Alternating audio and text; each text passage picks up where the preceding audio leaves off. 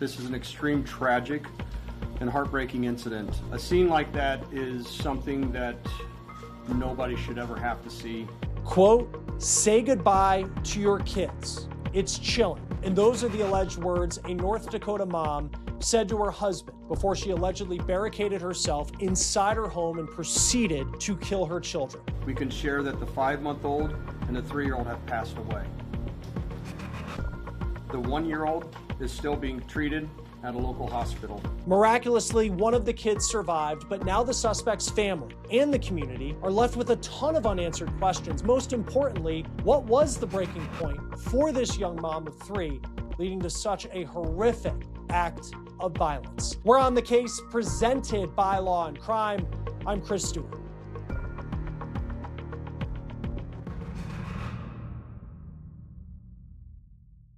Well, you heard it from the police chief. I mean, this is just an awful story, a heavy story that we're following out of North Dakota. That chief saying it was a scene that was something nobody should ever have to see.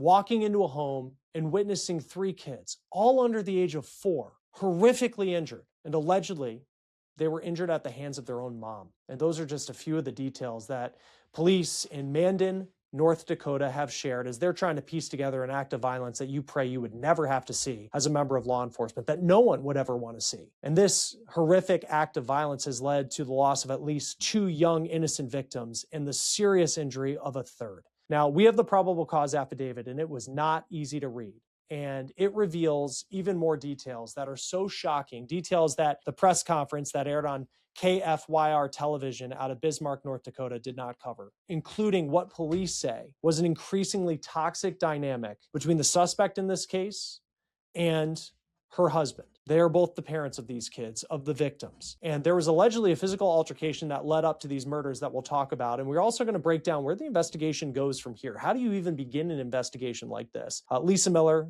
former detective and chief investigator, will be here just a little later to make sense of, or at least try to make sense of, this really tragic situation. So I want to jump right into this case and what we know at this point. So this all began last week on Thursday night. It was August 6th. And according to the Mandan police chief, officers were dispatched to a home around 5:42 p.m. That's after they learned that 22-year-old Kailey Erhart reportedly locked herself inside the home with her 3 children and said that she was going to kill them. When officers arrived, they initially came in contact with the children's 22-year-old dad and the 43-year-old grandmother. I mean, this was an incredibly young couple. Police say the 2 of them, they were frantic in the front yard saying, quote, she's in the residence. On arrival, officers heard assault happening inside the home and forced their way in.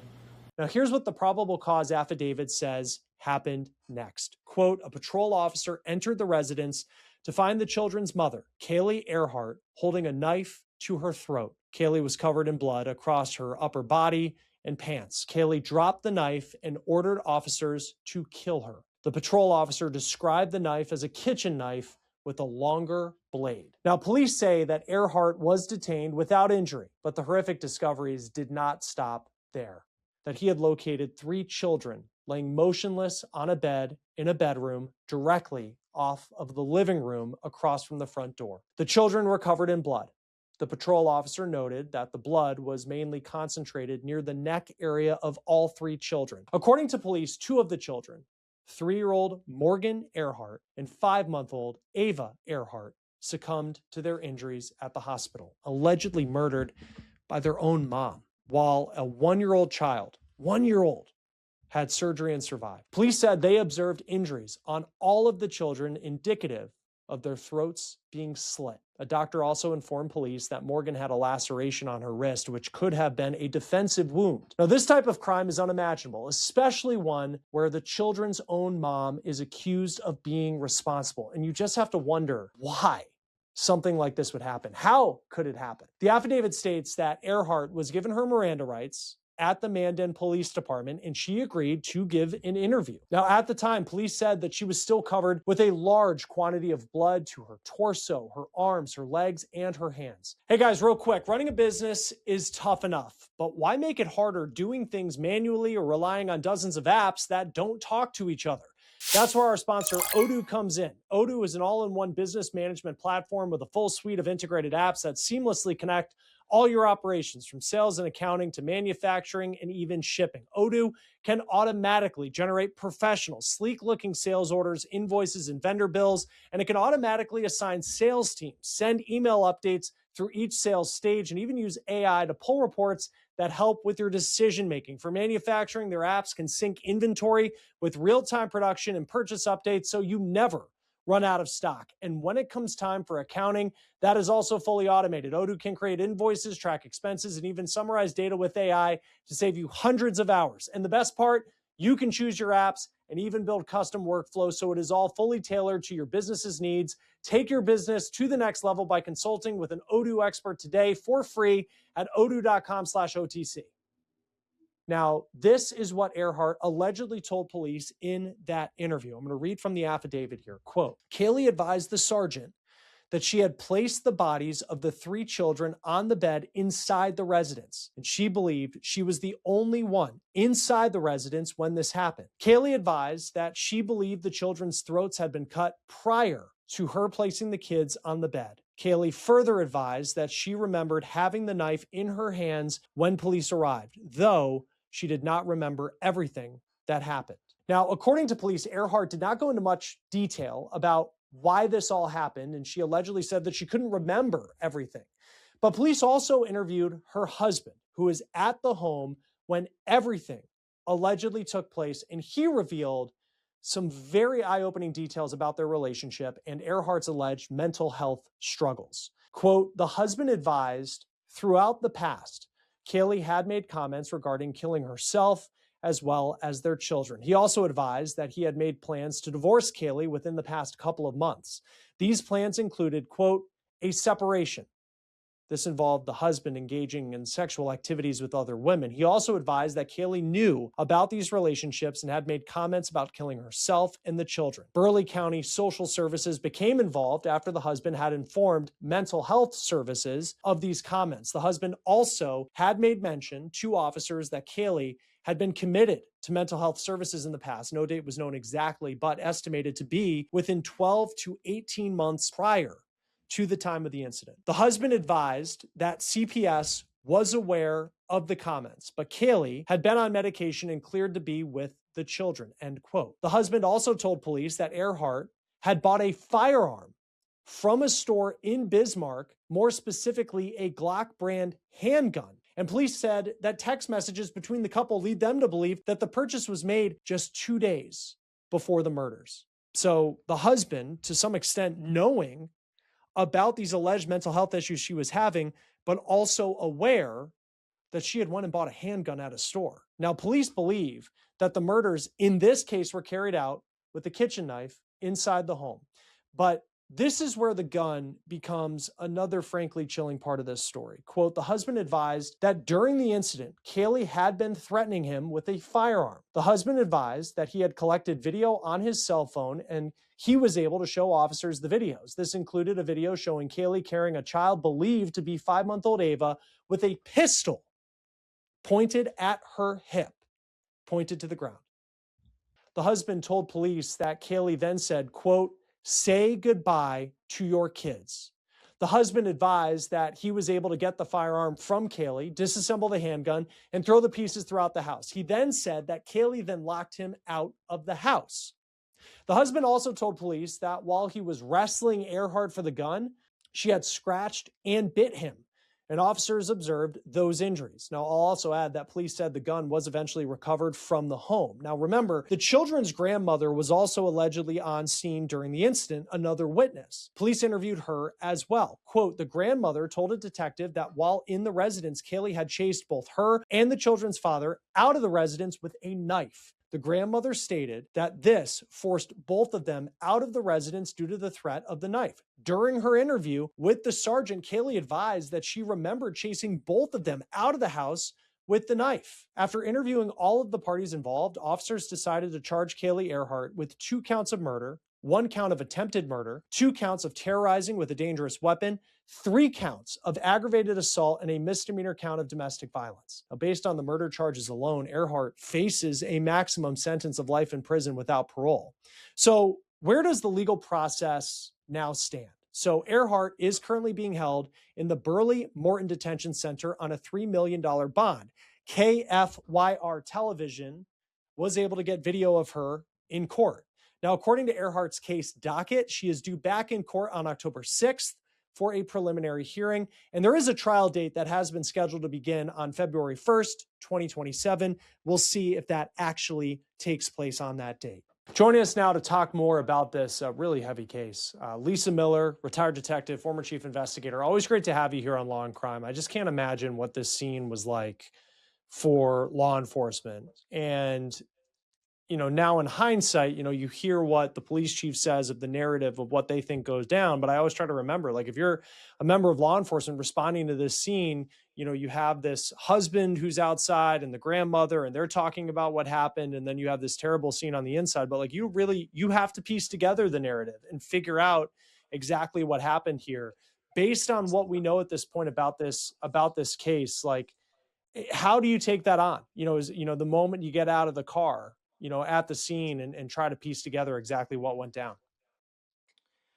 Well, it's big, Chris. I mean, law enforcement is used to going to scenes and being immersed immediately in, a family's worst moments, a crisis. The scenario changes for us in law enforcement when we know that there are children involved. You're thinking about it when you go to the call and when you get there and you find the facts. However, our training is we put it away. We start jumping in to see what can be done. Sadly, I've been, the lead detective on too many of these child murders. But I know firsthand you compartmentalize what you're doing. You try to render aid if it's not too late. You start sorting out things to start building the best criminal case that you can. So the job kicks in, the training kicks in, and sadly, the experience kicks in. And there's incredibly multiple, in the entire affidavit is really, really hard to read. And there's, very disturbing parts to it. But I want to read this part here, which is when Kailey Erhart spoke to police. She allegedly said this, quote, Kailey advised the sergeant that she had placed the bodies of the 3 children on the bed inside the residence, and she believed she was the only one inside the residence when this happened. Kailey advised that she believed the children's throats had been cut prior to her placing the kids on the bed. Kailey further advised that she remembered having the knife in her hands when police arrived, though she did not remember everything that happened. So it seems like there's a mental health component to this. She had a lot going on in her life, but then also she's saying some things she doesn't remember. When it comes to building the case against somebody, how much does that factor into? And I know that this may be more of like a prosecutor and the decisions that they have to make, but how do you factor in the mental health component with everything else that was going on? And then certainly the forensic information that will come back that, you have to believe at this point will potentially show she allegedly killed 2 of her children and almost did a third. Well, a successful prosecution starts with the police work that's being done on the scene. We know it gets messy at trial. We've seen that over and over in these trials when they go, where mental health comes up, and then there's the battle of the experts, right? But it really depends on the detectives and the questions that they're asking. In this case, Kailey waived Miranda, so she agreed to talk with law enforcement. I would really love to know what questions that the detectives were asking, because I think it is critically important for a good detective to start in that interview room thinking like a defense attorney. What is a defense attorney going to raise? Well, we know defense attorneys are going to raise mental health.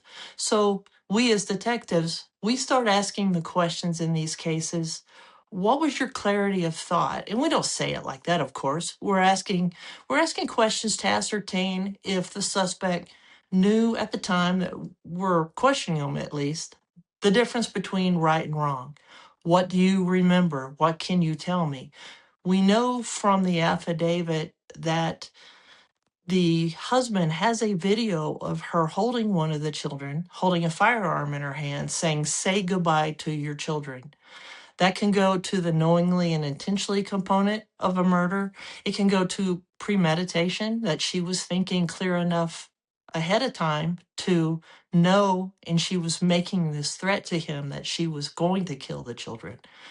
In the interview room, us detectives were asking questions about the medication. This is the one big bite at the apple. The prosecutor's not going to get to ask questions on the stand more than likely than not of this suspect. So the detective has to ask about the medications, ask if they're hearing voices, ask if they're taking their medication as they should. These are all extremely important questions that will help the prosecutor build a better case. Well, and you bring up a really good point too, because you think about that one bite at the apple component of it, and the other sense is, and look, everybody deserves, and it is absolutely right to have defense counsel present with you, but from a law enforcement perspective, I'm sure, I mean, this is kind of the one unfiltered chance that you have to figure out what happened from the perspective of a suspect, because like likely would not, if this goes to trial, they're not take the stand, and very rarely do they take the stand in their own defense. And then, you'll have a defense attorney there if you ever even speak with them again, which likely, won't happen. But even if they were, I'm sure you wouldn't be able to ask the questions that you want. When it comes to the mental health, like part of it too, I don't know what she was diagnosed with or anything, like that, or if there was a diagnosis. But I think a lot of times in these cases, when people talk about not guilty by reason of insanity, there can be like a misconception on like what that is compared to someone who may be suffering from still a mental health issue of concern, but that may not be the excuse for accountability if you're charged with murder. Like what is the difference typically between someone that can have a successful not guilty by reason of insanity plea to maybe just having a mitigating factor being they were diagnosed with something or something was going on in their life? Well, Chris, frankly, I've worked murder where I went to my prosecutor right after the interview and said, "Hey, this guy needs to be locked up. He's a danger to other people. He killed his father," in the one case I'm referring to. But this man has some serious, serious mental health issues. And I don't think he truly understood that he was killing his father. We, myself and my prosecutor, got in front of this issue, and this individual is still incapacitated by his mental health problems. So I'm not unsympathetic to mental health issues. We know there are mental health issues. And there's some people that will make the argument that to kill someone, anybody, you have to be a little out of your mind at the time that you kill them, Right. right? Unless you're truly evil. But you can suffer from mental illness, which is a real thing, a real diagnosis. We're learning more and more about it all the time. But I fall on the side of accountability and justice. If you knew what you're doing, if you're making threats, and this woman, by all accounts, was under a lot of pressure at this time. She had 3 young children. She had one of the children that she killed is under the age of 1. Mm. She was going through marital challenges where the husband was leaving her. We know that. So that's a lot of pressure on anyone, especially a 22-year-old young woman. But she's also walking around. She purchased a gun. She's walking around with one of the children in her arms, threatening the husband, saying she's going to kill him. This is before the act. There is a little bit of clarity of thought here because once he disassembled the gun, she went and sought another weapon. So, why I think mental health needs to be, from my perspective, taken into account and considered, obviously so. I think we can't use that as an excuse either. I've sat in the room on too many child and infant autopsies to say otherwise. And I mean, any way a child would pass away is horrific, but with what is being laid out here, and to think of what the patrol officer first witnessed going in and having to have the wherewithal to, also secure the scene. When it comes to, so the narrative of this incident with the gun, and you have her ex or soon to be ex-husband who's kind of laying all of this out. Like, how do you put together that narrative, like inside an investigation that would actually hold up? Because there could be a defense attorney who's going to say that that never happened because clearly they were having marital issues. And here he is pointing the finger at her. She doesn't have the opportunity. Maybe she had mental health problems. She couldn't, fully remember everything. So she can't really have the narrative herself. Like, how do you as a detective really figure out whether this person's credible who's telling you the story, but then what are the other pieces of information you use to make sure that that is a solid storyline that a prosecutor could take? Well, we're going to corroborate everything outside of the players involved in this case. In this specific case, we have something that corroborates his statement about her actions, and that is a video that he took and it was on his phone that he showed police. So we have that video that shows her in whatever state she was in, so we can see firsthand her state and we can hear firsthand her threats. Law enforcement's going to go and they're going to get the purchase records of this firearm or when she purchased the firearm and the date that transaction took place. And they're going to go talk to other people in her orbit. Who are her friends? Who is she confiding to? What is she saying about her struggles? Her struggles with her mental health, her struggles with her marriage. Who can confirm these outside pressures? We're going to look at everything we can about her. We're gonna check, her work history, what people at work say about her. We're gonna find out every piece that we can present to the prosecutors, and that includes the thorough and efficient processing of that scene. And I have to say, Chris, I've been to hundreds of autopsies. I really don't remember the faces of most of the adult autopsies that I've attended, but I can close my eyes and I can remember every child autopsy I ever attended. This sticks with these first responders. You can compartmentalize these cases while you're working them. You have to. It's a must to do the service for the children that were killed, but they're never going to forget this horrible, horrible day and what they responded to. Oh, and I just think of, and there's obviously extensive training that you go through, but it's like, where do you get the kind of this, the strength, certainly part of it, but even like the ability to compartmentalize? Because I'm sure like there's not a class, unless there is, on like when you're going into a home, here is this 22-year-old mom who's allegedly tried to kill 3 of her children, successfully did 2 of them.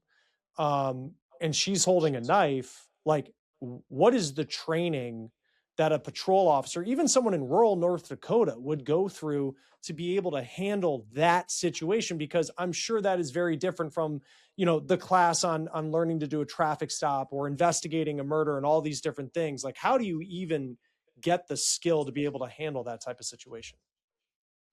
Well, in some cases, it boils down to you're either made for it or you're not. Right. Uh, Patrol officers, fortunately, most jurisdictions have some form of field training where they're assigned to, a senior guy. So even in the rural, our small agencies that we go out and help, we see the young officers getting mentored and responding to calls. Um, with the senior officer that can help. And if that young officer needs to step out, there's a senior officer present that can take over. Some people don't make it. That's an honest assessment.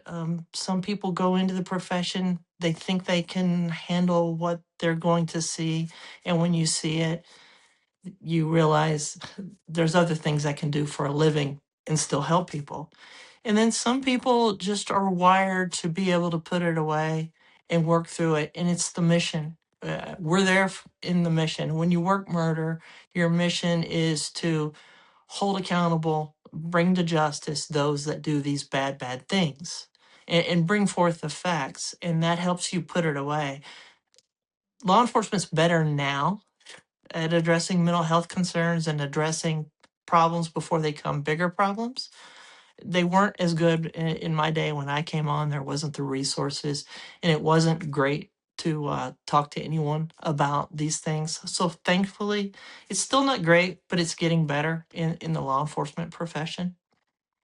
You would hope so, because I mean, I just think that the way that they describe what this officer saw going into the house, and then you have to in that moment also realize you're at a crime scene, you need to process it, you need to do all those things. I mean, the amount of thinking, I think, from the public standpoint, even though you could see in the news conference the police chief talked about just how awful this scene was. Like, I think often in the public eye, like, we take for granted, because sadly there are so many tragedies out there, of like the impact of cases that are truly as disturbing as this one. Erhart is charged with 2 counts of murder, 1 count of attempted murder, terrorizing with a dangerous weapon, 2 counts, aggravated assault, 3 counts, and then a count of domestic violence. Her next court appearance is in October. What happens now? I mean, she's in jail on a $3 million bond. I'm sure law enforcement doesn't have much more contact with her, but like, what happens next, as this case moves forward from the law enforcement side of things? Well, the detectives are going to do all the things that I mentioned earlier. They're going to be talking to everyone that knows her. They want to be able to try to give the prosecution as clear a picture as possible. What was the mental health of this woman actually like? It's going to be hard to get some of the medical records. There's some protections. They'll be coordinating with the prosecutor's office to see what records they can get. But there's a lot of that you can find out from the people in the circles around an offender like this. And you want to get a fair assessment. If the mental health struggles were such that um, maybe there should be some competency issues. Those will come up with the professionals, and they'll go to the experts, and the experts will do what the experts do. But the police will just be gathering all the intel that they can and see what her struggles actually were, how she was coping, if she was affected, and how affected was she by this estrangement, this separation, impending divorce with the husband, how she was coping with parenting 3 young children. Lots of interviews, lots of gathering of paperwork, like these firearm records, searching phones, searching computers, all of those things. Yeah, well, it's an awful case, no other way to state it. And you just hope now, going forward, the investigation, we'll find justice for these 3 children, and we'll see what happens next, whatever that looks like. Lisa Miller, retired detective, former chief investigator. Always great to have you on Law and Crime. Thanks for being with us. Thank you, Chris. That will do it for On the Case, presented by Law and Crime. Subscribe to us on YouTube and Spotify, and we're also now streaming on Peacock. I'm Chris Stewart. We'll see you next time.